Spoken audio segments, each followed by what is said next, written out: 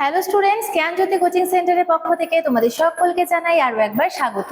তো আজকে আমি তোমাদের সঙ্গে যে বিষয় নিয়ে আলোচনা করব সেটা হচ্ছে, দেখো কি রয়েছে, ভারতের নারীর ক্ষমতায়নের জন্য সরকারি উদ্যোগ ও বিভিন্ন নীতিগুলি কি কি রয়েছে সেই বিষয়। তো এই বিষয় নিয়ে কিন্তু আজকে তোমাদের সঙ্গে বিস্তারিতভাবে আলোচনা করব।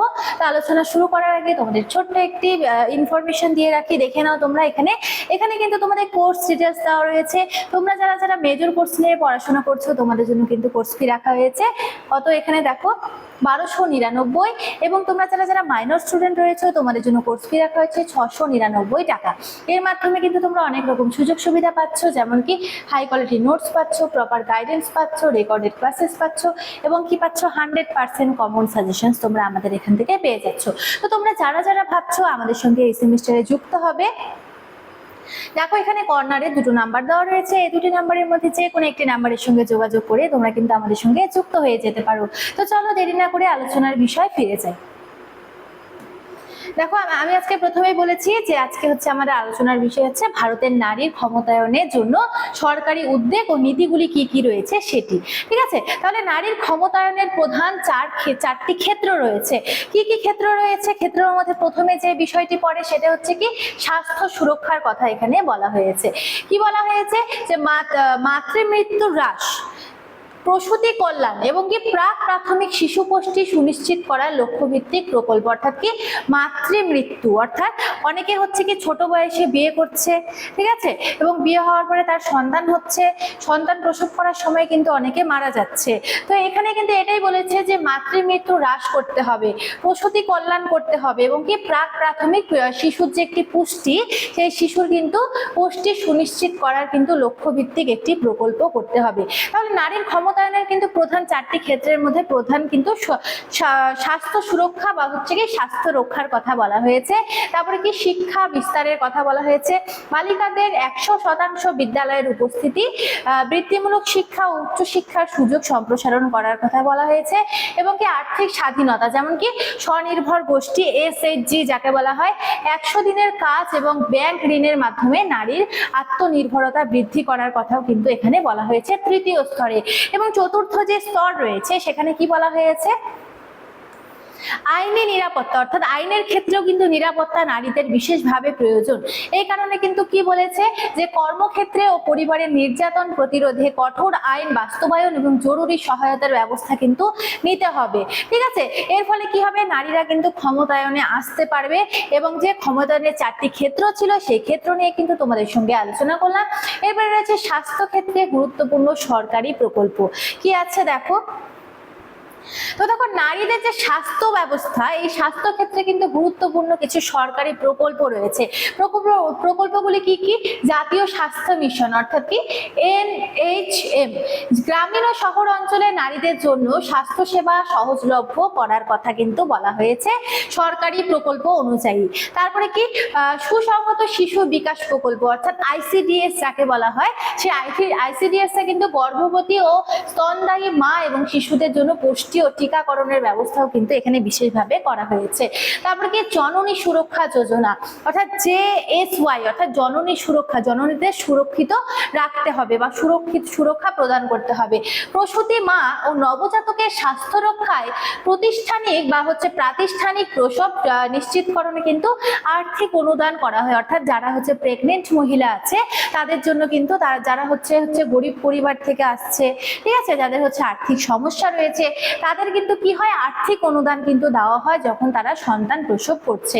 তারপরে কি রয়েছে? জননী শিশু সুরক্ষা কার্যক্রম, অর্থাৎ JSSK, ঠিক আছে, হাসপাতালে সম্পূর্ণ বিনামূল্যে চিকিৎসা ও কি ঔষধ পরিবহনের সেবাও কিন্তু স্বাস্থ্য ক্ষেত্রে গুরুত্বপূর্ণ সরকারি প্রকল্প হিসেবে কাজ করছে নারীদের। ঠিক আছে, তারপর দেখো শিক্ষাক্ষেত্রে গৃহীত পদক্ষেপ, অর্থাৎ নারী শিক্ষার ক্ষেত্রে কিন্তু শিক্ষাক্ষেত্রে বিভিন্ন পদক্ষেপ গ্রহণ করার কথা বলা হয়েছে। তো দেখো শিক্ষাক্ষেত্রে গৃহীত পদক্ষেপগুলি কি কি রয়েছে? প্রাথমিক ও মাধ্যমিক স্তরের কথা যদি আমরা বলতে যাই, তাহলে প্রথমে যে বিষয়টি থাকছে সেটা হচ্ছে শিক্ষার অধিকার আইন, অর্থাৎ RTE 2009। এখানে কি বলা হয়েছে, 6 থেকে 14 বছর বয়সী সমস্ত বালিকাদের জন্য বিনামূল্যে এবং বাধ্যতামূলকভাবে শিক্ষা ব্যবস্থা চালু করতে হবে, যাতে তারা আর্থিক অভাবের কারণে বা তাদের কোনো রকম আর্থিক অসুবিধার কারণে বিদ্যালয়ে আসতে পারছে না, সেটা যাতে না হয়। ঠিক আছে, সেই জন্য তাদেরকে কিন্তু বিনামূল্যে বাধ্যতামূলক শিক্ষার কথা বলা হয়েছে RTE 2009 অর্থাৎ শিক্ষার অধিকার আইনে। ঠিক আছে, তারপরে কি সর্বশিক্ষা অভিযান অর্থাৎ SSA, যাকে বলা হয়েছে সর্বশিক্ষা অভিযান। এখানে কি বলা হয়েছে, বিদ্যালয়ের মেয়েদের জন্য পৃথক শৌচাগার ও নিরাপত্তা বৃদ্ধি করে ড্রপ আউট হ্রাস, অর্থাৎ যারা স্কুল ছেড়ে দিচ্ছে, ঠিক আছে, তাদের বিয়ে দিয়ে দিচ্ছে বাড়ির থেকে, এই সমস্ত কিছু কিন্তু বন্ধ করে ড্রপ আউটের হ্রাস কিন্তু কমাতে হবে। ঠিক আছে, তারপরে কি বিদ্যাঞ্জলি কর্মসূচি, স্বেচ্ছাসেবকদের মাধ্যমে গুণমান সম্পন্ন পঠন পাঠনের সহায়তা প্রদান করার কথাও এখানে বলা হয়েছে প্রাথমিক এবং কি মাধ্যমিক স্তরে। তারপরে কি আছে দেখো, এখানে উচ্চশিক্ষা ও সচেতনতা, যেমন কি রাষ্ট্রীয় উচ্চতর শিক্ষা অভিযান অর্থাৎ কি রুশা যাকে বলা হয় RUSA, বলে যে নারীদের প্রবেশাধিকার বৃদ্ধি ও পরিকাঠামোর উন্নয়নের কথা কিন্তু উচ্চশিক্ষার ক্ষেত্রে বলা হয়েছে। তারপরে প্রধানমন্ত্রী বিদ্যালক্ষ্মী কার্যক্রম, যেমন কি উচ্চশিক্ষায় ইচ্ছুক শিক্ষার্থীদের জন্য এডুকেশন লোন অর্থাৎ এডুকেশন কিন্তু স্কলারশিপ থাকে, বিভিন্ন স্কলারশিপ কিন্তু দেওয়া হয় এবং লোন হিসেবে কিন্তু দেওয়া হয়, সেটা কিন্তু অনেকটাই সুবিধাজনক। তারপরে কি জেন্ডার চ্যাম্পিয়ন, যাকে বলা হয় শিক্ষা প্রতিষ্ঠানে লিঙ্গ সাম্য, সামাজিক সচেতনতার প্রচার। ঠিক আছে, তো এই যে সমস্ত বিষয় কিন্তু গৃহীত পদক্ষেপ নেওয়া হয়েছে শিক্ষা ক্ষেত্রে, নারী শিক্ষায়। তারপর কি আর্থিক নিরাপত্তা ও স্বনির্ভরতার কথা যদি বলতে যাই, দেখো এখানে কি আছে, স্বনির্ভরতার প্রধান উদ্বেগ সমূহ, তাহলে উদ্বেগগুলির মধ্যে কি কি রয়েছে, MGNREGA অর্থাৎ গ্রামীণ নারীদের কাজে সমমজুরি ও অন্তত 33% কর্মসংস্থানের সংরক্ষণের কথা এখানে বলা হয়েছে। তারপর জাতীয় গ্রামীণ জীবিকা মিশন, যেমন যাকে বলা হয় NRLM, ঠিক আছে, লাখ লাখ মহিলা স্বনির্ভর গোষ্ঠী যেমন SHG গঠন ও অর্থনৈতিক স্বাবলম্বিতা কিন্তু করছে। তাহলে কি এই সমস্ত কিছু কিন্তু বিষয়ে কিন্তু উদ্যোগ সৃষ্টি করছে। স্বনির্ভরতার প্রধান উদ্যোগ সমূহের মধ্যে কিন্তু আরো বিষয় রয়েছে, যেটা হচ্ছে সুকন্যা সমৃদ্ধি।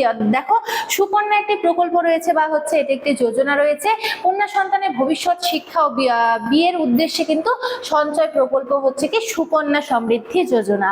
তারপরে কি রাষ্ট্রীয় মহিলা কোষ ও জনধন যোজনা, অর্থাৎ কি অতি ক্ষুদ্র ঋণ ও ব্যাংকিং ব্যবস্থার অন্তর্ভুক্তিকরণ নারীদের, অর্থাৎ নারীদের কিন্তু আর্থিক নিরাপত্তা এবং স্বনির্ভর করে তোলার জন্য কিন্তু সরকার থেকে অনেক কিছু পদক্ষেপ নেওয়া হয়েছে।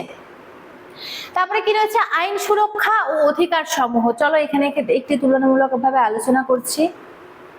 প্রথমে কিন্তু আইন বা বিধানের কথা রয়েছে, তারপর কি বছরের কথা রয়েছে, তারপর কি মূল উদ্দেশ্য রক্ষা কবচের কথাও রয়েছে। তো তিনটে ভাগে ভাগ করা হয়েছে। প্রথমে আইনে কিন্তু গার্হস্থ্য হিংসা থেকে নারীদের রক্ষা করার আইনের কথা বলা হয়েছে, সেটা হচ্ছে 2005 সালে পারিবারিক নির্যাতন থেকে সুরক্ষা এবং আইনি সহায়তা প্রদান করার উদ্দেশ্যে। তারপরে কি রয়েছে বাল্যবিবাহ নিষিদ্ধ আইন, যেটা হচ্ছে 2006 সালে হয়েছিল, বাল্যবিবাহ রোধ এবং কম বয়সের মেয়েদের শারীরিক ও মানসিক সুরক্ষার উদ্দেশ্যে। তারপরে কি রয়েছে যৌন অপরাধ থেকে শিশুদের রক্ষা, যাকে বলা হয়েছে POCSO, এটি কিন্তু 2012 সালে শিশু বালিকাদের যৌন নিপীড়ন থেকে সুরক্ষা ও কঠোর শাস্তির জন্য কিন্তু তৈরি করা হয়েছে।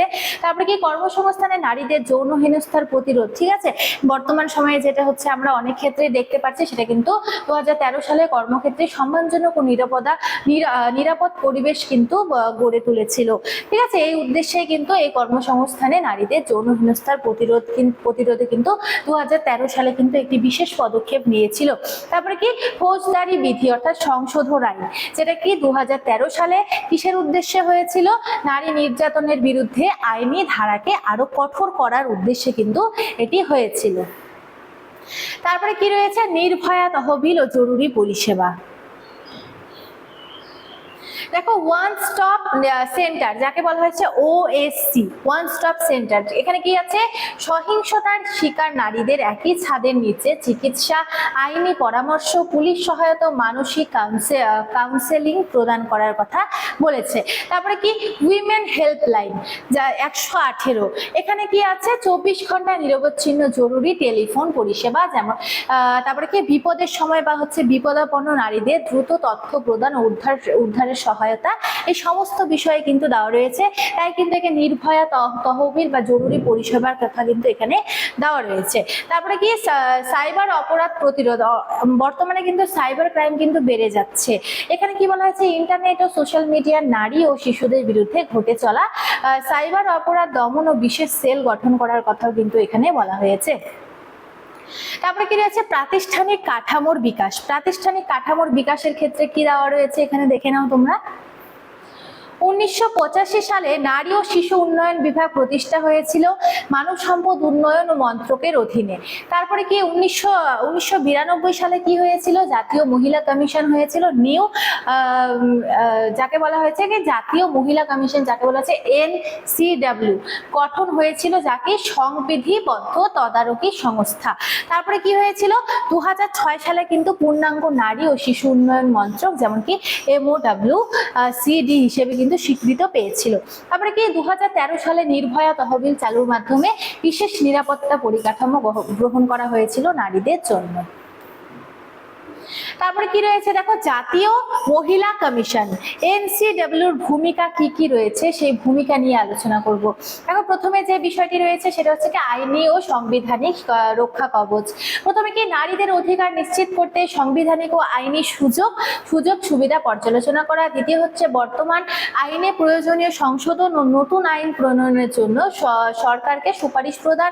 তারপরে কি রয়েছে, সরকারি যে বিভিন্ন কর্মসূচি উন্নয়নমূলক নীতি সেগুলি কিন্তু নারীদের স্বার্থ সংরক্ষণের পরামর্শ দেওয়া, এই সমস্ত কিছু কিন্তু রয়েছে। তারপর কি অভিযোগ নিষ্পত্তি ও সুরক্ষা তদারকির ক্ষেত্রে যদি আমরা দেখতে যাই, তাহলে দেখো নারীর অধিকার লঙ্ঘন নির্যাতনের অভিযোগ দ্রুত নিষ্পত্তি ও কি নজরদারির কথা বলা হয়েছে। তারপরে গুরুতর অপরাধের ক্ষেত্রে স্বতঃপ্রণোদিত পদক্ষেপ গ্রহণ ও তদন্ত করার কথা বলেছে, এখানে যা হচ্ছে দ্বিতীয় নম্বরে রয়েছে। তারপরে কি তৃতীয় রয়েছে, বিচার প্রার্থী নারীদের আইনের সহায়তা, উপযুক্ত কর্তৃপক্ষের সাথে যোগাযোগ নিশ্চিত করে। এই সমস্ত ক্ষেত্রে কিন্তু নারীদের অনেক রকম সুবিধা করে দেওয়া হয়েছে। তারপরে কি রয়েছে, মাতৃকালীন কল্যাণ ও কর্মক্ষেত্র সুবিধা। দেখো প্রসূতি কল্যাণ, ঠিক আছে, এখানে কিন্তু প্রথমে যে বিষয়টি দেওয়া রয়েছে সেটা হচ্ছে প্রসূতি কল্যাণ বা হচ্ছে সংশোধন আইন। এখানে কি কি বলা হয়েছে, কোন কোন বিষয়ের ক্ষেত্রে ছুটি সম্প্রসারণ, অর্থাৎ কি কর্মরত নারীদের জন্য মাতৃকালীন ছুটি 12 সপ্তাহ থেকে বাড়িয়ে 26 সপ্তাহ করা হয়েছে। অর্থাৎ যারা সন্তান প্রসব করছে বা যাদের হচ্ছে সন্তান হচ্ছে তাদের কিন্তু দেখো প্রথমে কিন্তু কি ছিল, 12 সপ্তাহ ছুটি ছিল, ঠিক আছে, সরকার থেকে, যারা হচ্ছে চাকরি করছে। এখন কিন্তু 12 সপ্তাহের বদলে 26 সপ্তাহ করা হয়েছে নারীদের কল্যাণের উপর ভিত্তি করে, ঠিক আছে, নারীদের কল্যাণের কথা ভেবে।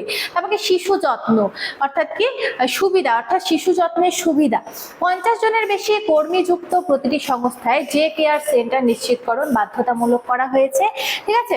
তারপরে কি করেছে, কর্মজীবনের ধারাবাহিকতা অর্থাৎ স্বাস্থ্য আর্থিক স্বস্তি সুনিশ্চিত করে কর্মক্ষেত্রে নারীদের উপস্থিতি বজায় রাখার কথাও কিন্তু এখানে বিশেষভাবে বলা হয়েছে।